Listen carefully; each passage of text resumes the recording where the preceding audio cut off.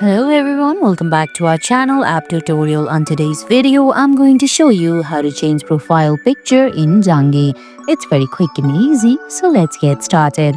First of all, open the Zangi app on your phone. If you don't have the app yet, you can get it from Google Play Store or the Apple App Store.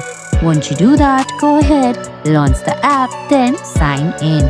Now on the screen at the bottom, you're gonna see options like chats, calls, contacts and settings.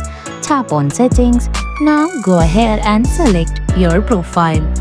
Once you do that, you're gonna see edit profile info option. Tap on it. Then you'll see a edit option will appear right above your profile picture.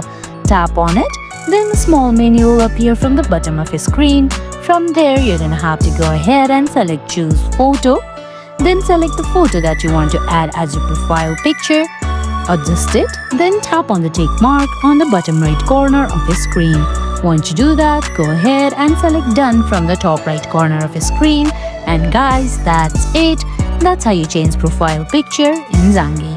I hope you found this video helpful. If you did, please give it a thumbs up, leave a comment, subscribe to our channel and hit that bell icon. See you in the next video. Thanks for watching.